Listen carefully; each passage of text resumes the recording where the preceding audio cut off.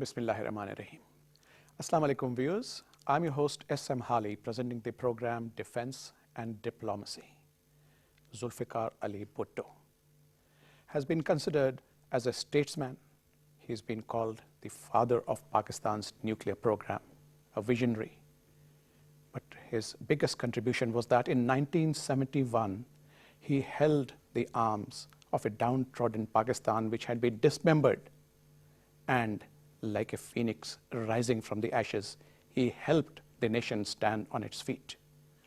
But the cruel hands of fate snatched him from us when on the 4th of April 1979, he was unceremoniously hanged, which was a virtual assassination. To discuss the international reaction at his assassination, we are honored to have in our studio today two very eminent panelists. We have with us Ambassador Aslam Rizvi, who has also had the unique distinction of having served as ADC to Zulfikar Ali Bhutto. Welcome. And we have with us Ambassador Saeed Khalid, who has also had a very distinct career in the diplomatic corps and has the opportunity to rub shoulders with ZAB. Welcome, sir. Let's start with you, sir. Your personal recollections of Zulfikar Ali Bhutto's achievements in the foreign policy, sir.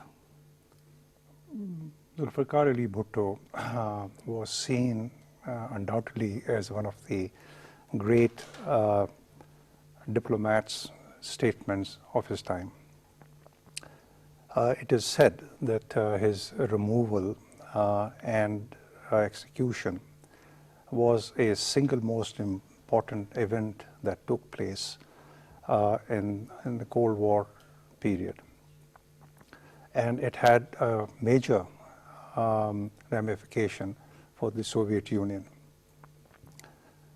As we saw that soon after his execution, 8 months later, there was the invasion of Afghanistan, and subsequently leading to the demise of the Soviet Union. So he was a man who had a very strong and international image, who rose eventually to take away Pakistan from the influence of the United States in particular and the West to an independent foreign policy. He succeeded in galvanizing the Third World. He created an Islamic bloc. He had relations with China. In fact, he's the architect of Pak-China relations. Yes, but he developed them at a time when China was totally isolated. And he built blocs with the Islamic world, the Africa, Asia. And importantly, we saw that he had rapprochement with Soviet Union. Given that his People's Party was a mass-based political party with socialist ideology, this was a very major move away from the policy that Pakistan was following till that time. So from that point of view, it can be seen that he not only brought about independent foreign policy for Pakistan, but he also rose to become the undisputed leader of the Third World. Right. So, Ambassador Saeed Khalid, you were mentioning, and most analysts opine on this, that it was the Quaid-e-Azam who gave us the independence, brought Pakistan as a free country. But the man who actually put Pakistan and get recognition to the name of Pakistan internationally was ZAB. What do you say, sir? Very true. I think right from the time Mr. Bhutto became the foreign minister, he was so active internationally that there was a poll conducted in those days, and he was recognized as the most well-known foreign minister in the whole world. And that was quite an achievement. But that was just the beginning, because then as he became prime minister, president first, then prime minister, he had, a much better chances. Then, of course, Pakistan had been through a trauma, And Mr. Bhutto's first task was to restore Pakistan, both internally and also to restore and win a place in the international arena. And I think he succeeded on both counts. I could see that he was so good and so at ease in dealing with international leaders, with the crisis situations internationally, that he made Pakistan's impact on many things. For example, support to the Palestinian people and support to the third world causes. And we all know how he, organized the Islamic Summit in Lahore. So you could see how he was reaching out and making Pakistan's own imprint on the international scene. Right. Ambassador Rizvi, when you were serving as his ADC, you accompanied ZAB to Simla. Again, a very major achievement that with all chips down, he managed to extricate and have the repatriation of 93,000 Pakistani prisoners of war. How did he manage that, sir? Well, when he went to Simla, prior to going, he had very extensive consultation with all the people in Pakistan, a broad spectrum, politicians, intellectuals, and so on. And being the ninth elected prime minister, and at that time the fourth elected president of Pakistan, he had the entire support of the people of Pakistan. So he went with a position of strength at that time, although as far as our relations with India was concerned, position it was very, very weak. They had with them not only the prisoners of war that you mentioned, but also 5,000 square miles of their territory.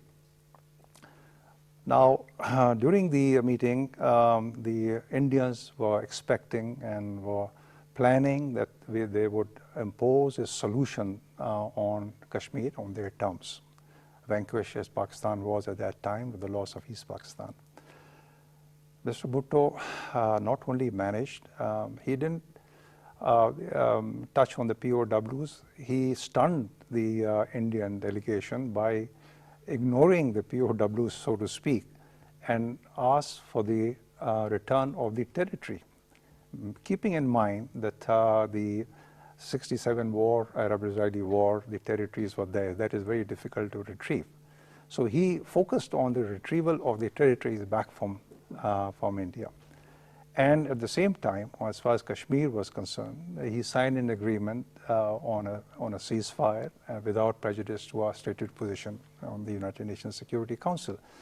So I think he made it clear to Indira Gandhi at that time, who was very impressed by him, by him because of his intelligence, because of his sincerity that he showed, that the way forward for two nations was to try and live peacefully with each other. So I think that was but I believe an impasse had occurred and there was a deadlock. But then he decided to have a one-to-one tete-a-tete with Indira Gandhi and everything was resolved. That's true. There was a total breakdown from there and we were all packing up to go, and it was an hour and a bit that he had a quiet agreement with them, and nobody knows in history that exactly what went on. But the end of that, like I said, an agreement was made, and I think it was because the realization, perhaps by Indira Gandhi, acknowledgement that the two nations had to move forward. And the only way out was that he should come back with something. Otherwise, the chances were that if he returned empty-handed, that the democratically elected... On an emotional note, sir, once you had told me, narrating the same incident, that while he was in Simla, he refused to sleep on a bed, saying that 93,000 Pakistani prisoners of war are lying on the ground and on the bare floor. Yes. So I, the President of Pakistan, will do the same. That is very true, indeed. He did not sleep on the bed. He slept on the floor from there. And while the delegations were busy at the time, he had asked me to go and buy any book or every book that was available on the Indo-Pakistan relation in Simla. So I scrounged the bazaar and picked up dozens of books, and he was a vociferous reader. And while he was sitting there, he was thumbing through all the books and so on. Your personal recollections of ZAB, sir? Well, I think that by the time I joined the Foreign Service and went on my first assignment abroad, by then Mr. Bhutto had already established his international stature. The Lahore summit had already, the OIC summit had already taken place, and he became, therefore, by virtue of presiding the summit in Lahore, he also became the chairman of the OIC, the current chairman, as you call. So it was a matter of great shock to the Islamic world that its chairman should be executed. So there were calls from all over the Islamic world that Mr. Bhutto's life must be spared. And a lot of Muslim leaders either sent envoys or they sent messages. Before we come back to his assassination, your personal recollections, sir, when you were the third secretary at Paris and ZAB was attending the funeral of Georges Pompidou. Yes, yes. As I said, you know, his presence was felt internationally. So it so happened that early in 1974, and after the Islamic summit in Lahore, President Pompidou had passed away. And Mr. Bhutto decided to attend the funeral. And I understood that it was not only to be at this, solemn ceremony, but he had deeper ideas. He used the opportunity to build rapport with the French leadership, which was emerging, and with which he would then sign the reprocessing agreement. So he used it for that purpose. And while he was in Paris, I received a message from Pakistan's ambassador in Moscow, Mr. S.K. Delvi at that time. The senior Delvi. The senior Delvi. And he asked me if he could reach the delegation. And I explained to him that I was the only officer in the Pakistan embassy at that time, because the Prime Minister had his program and most of the senior officers were with him, including the ambassador. So Mr. Delvi asked me that please convey this message to the Prime Minister that I have acted on his instructions and I have met the man. And then he hinted that the man he had gone and met was none other than Mr. Mujibur Rahman. I see. Who had come to Russia, to the Soviet Union, for some medical treatment. And Mr. Bhutto, as ever agile, and acting like a chess master on a chessboard, he had asked Ambassador Delvi to go and convey a very, very important message, which was about the POW's release, and also asking him that we have fulfilled our part of the deal. We have recognized Bangladesh, and we have received you in Pakistan, and we have carried out all our promises, and now it is time for you to act also and to fulfill your That promise. was remarkable. He was just talking about the French reprocessing plant, and it is said that ultimately it was this that instigated the detractors of Pakistan to have Mr. Bhutto assassinated. Ramsey Clark, you must have heard the name, the US Attorney General. He has commented, and I quote, that I do not believe in conspiracy theories, but the die is loaded, and it is no coincidence that Salvador Allende of Chile and Zulfikar Ali Bhutto of Pakistan were both assassinated after undergoing mass agitation in their respective countries. And surprisingly, both these agitations started on the 5th of July, a day after the 4th of July celebrations. What do you have to say of the US role in this?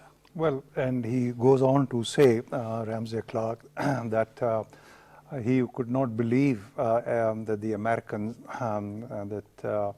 the execution of an elected prime minister could have been possible without the tacit understanding or of the United States of America. Absolutely. This is what you have to say. And Mr. Bhutto, on the nuclear issue, I think his role for the nuclear policy for Pakistan goes back even before he became the Prime Minister. When he was Foreign Minister in the 60s, he had been active on taking Pakistan towards a nuclear program, because he, as a student of history, saw the politics after the Second World War and the nuclear history. He saw the importance of having a nuclear weapon.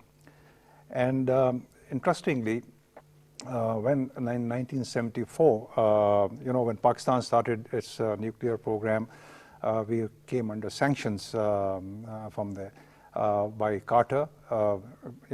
Bhutto had good relations with Nixon, but when Carter came, who was anti-socialist, and our warming up to the Soviet Union was not liked by him, and during his time there was sanctions on Pakistan, which of course we successfully managed to evade.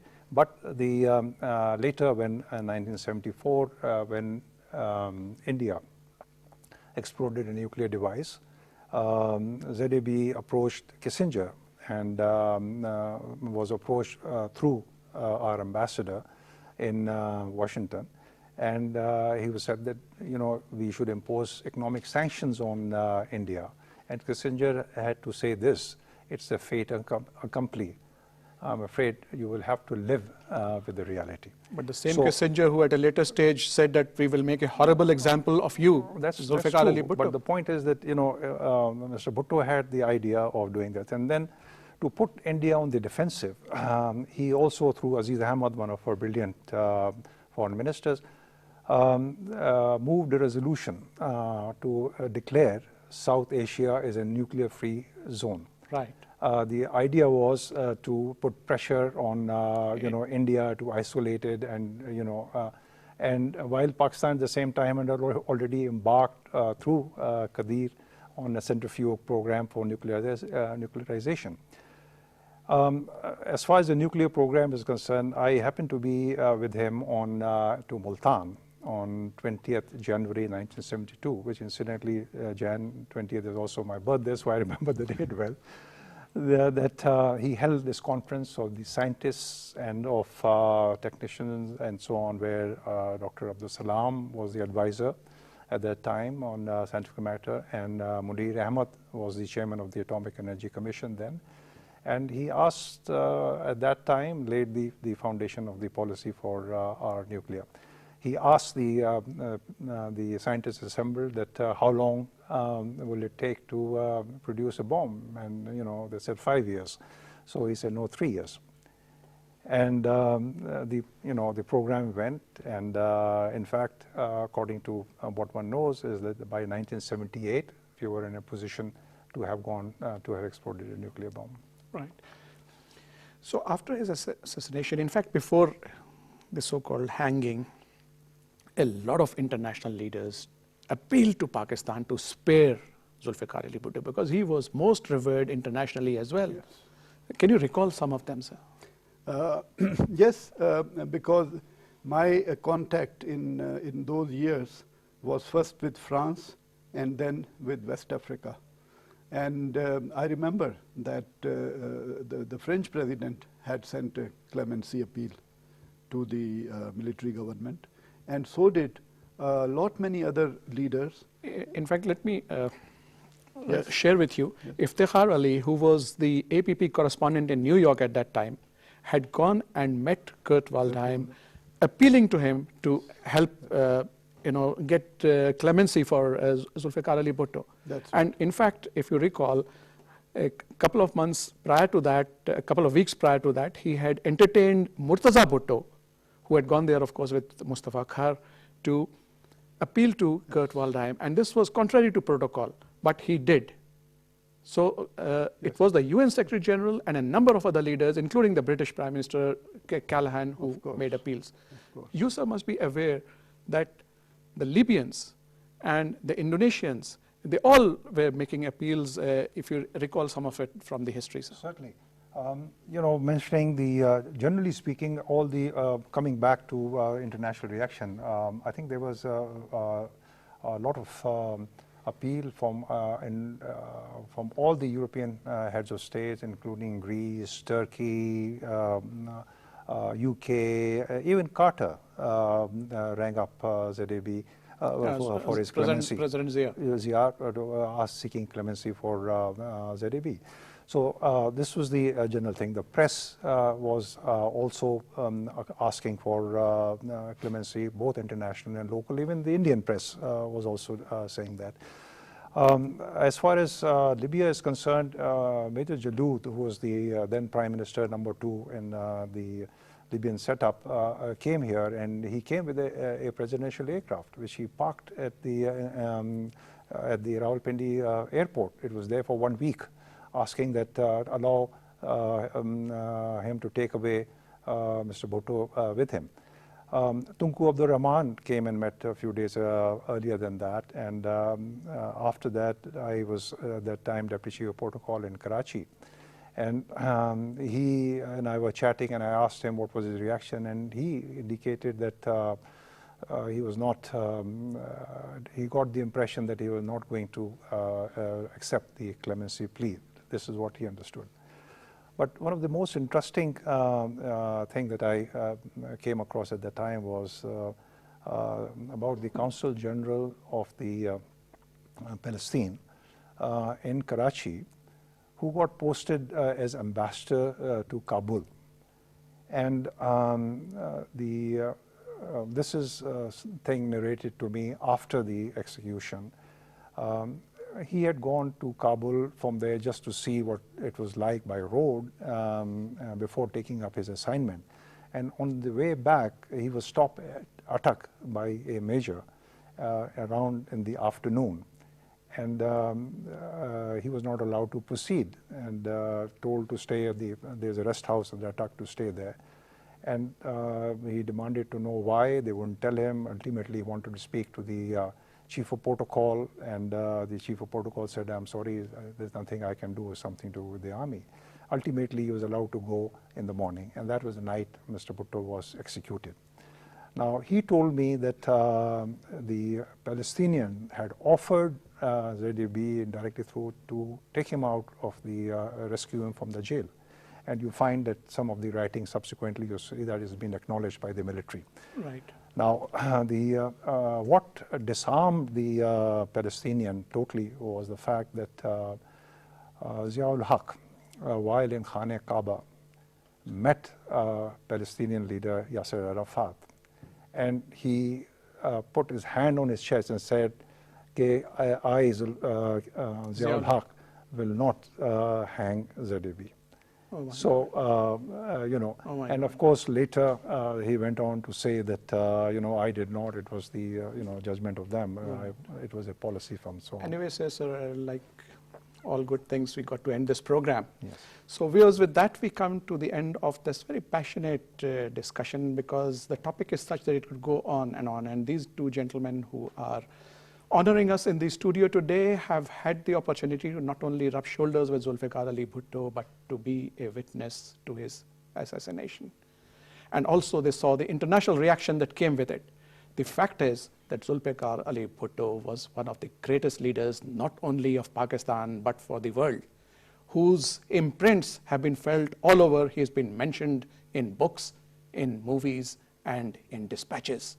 But we as a nation are proud that at least he gave us the few years of his life. And for that, we would like to thank for bringing us the reminiscences, Ambassador Aslam Rizvi and Ambassador Saeed Khalid. Thank you very much, viewers. Keep watching us and hope to see you next week, inshallah. Allah Hafiz.